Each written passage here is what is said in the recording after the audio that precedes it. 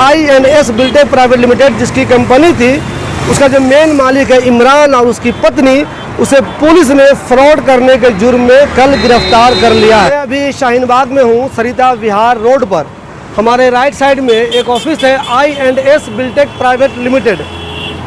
इस ऑफिस के बारे में वो लोग ज़्यादातर ज़रूर जानते होंगे, उनमें से ज़्यादातर लोगों को ये बात ज़रूर मालूम होगी जो ओखला में या ओखला के आसपास कहीं भी, नोएडा में, फरीदाबाद में, गाज़ियाबाद में, सोहना में, जेवर में या कहीं भी ज़मीन की ख़रीदो फ़रोख्त में शामिल है जो लोग। मैं इसलिए आपको ऐसा कह रहा हूँ कि कुछ दिनों पहले तक या आज से पहले तक जब भी आप ज़्यादातर लोगों से पूछते तो वो I&S बिल्टेक प्राइवेट लिमिटेड के बारे में ज़रूर बताता। अब वो जो ये ज़रूर कहता कि हाँ, मैं भी इस वाली टीम के साथ जुड़ा हुआ हूँ, अगर आपको भी जेवर एयरपोर्ट पे ज़मीन चाहिए तो आप मुझे बताइए।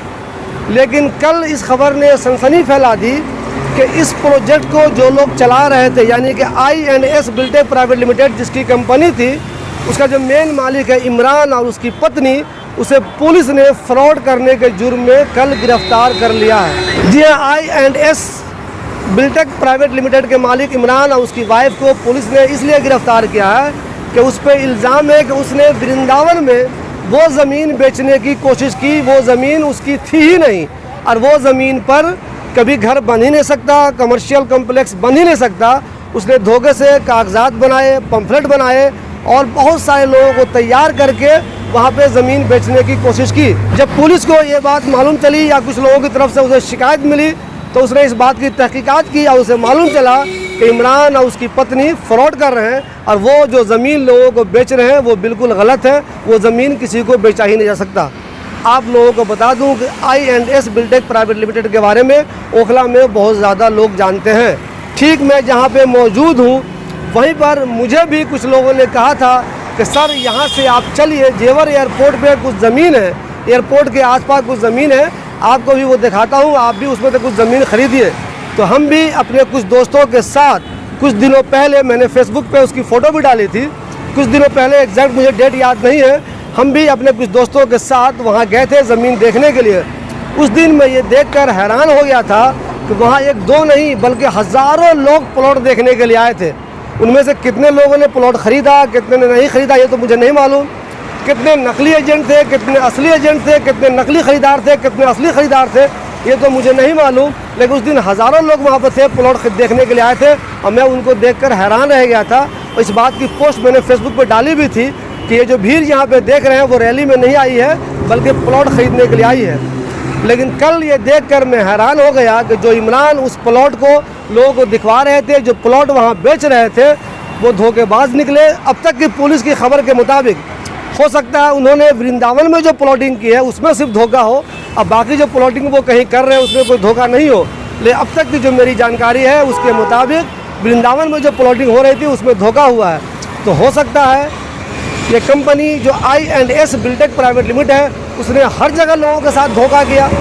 हो सकता है उसने अब तक जहाँ जहाँ प्लॉटिंग की हर जगह धोखा हुआ। तो ये जानना बहुत दिलचस्प है कि जो हज़ारों लोग वहाँ जाते थे उनके साथ भी क्या धोखा हो गया है।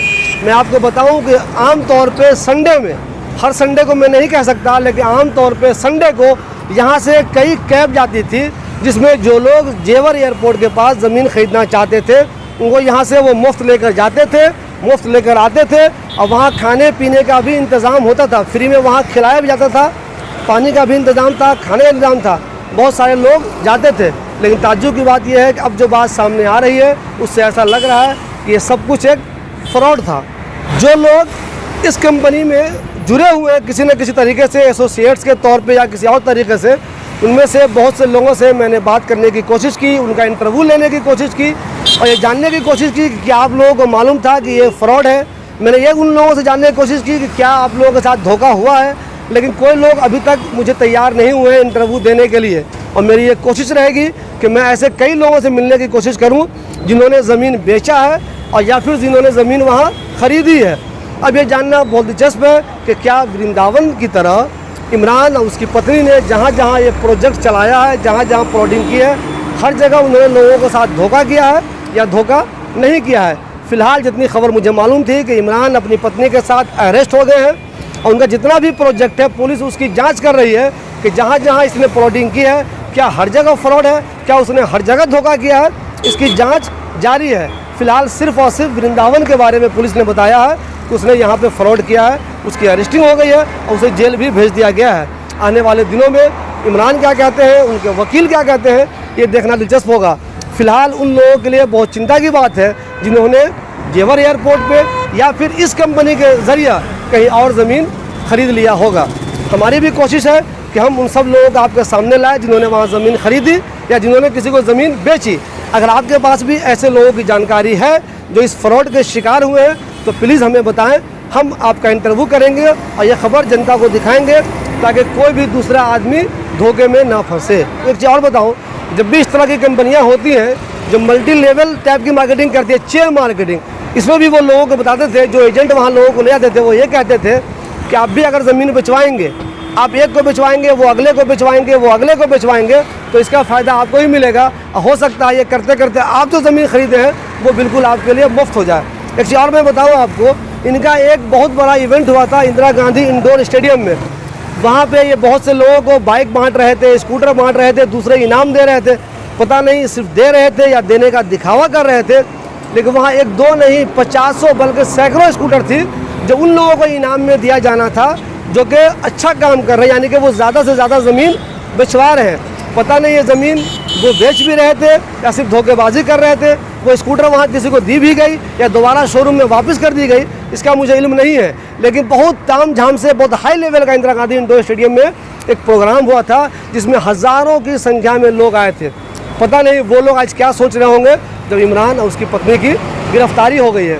मुझे कई लोगों ने बताया, जब इस ज़मीन को हम लोग वहाँ देखने गए थे तो मुझे कई लोगों ने कहा था कि सुनने में आया है फलाने साहब को स्कॉर्पियो इनाम में मिली है, सुनने में आया फलाने साहब ने ज़्यादा ज़मीन बेच दी तो कार इनाम में मिली है। मुझे उस वक्त भी ये बात झूठी लगती थी और अब तो ये बात और भी कन्फर्म हो गई, वो सब का सब एक फ्रॉड था। अब सिर्फ एक चीज़ जानना जो दिलचस्पी की बात है वो ये कि क्या सिर्फ वृंदावन में धोखा हुआ है या इमरान जहाँ जहाँ प्लॉटिंग कर रहे थे हर जगह उन्होंने धोखा किया है।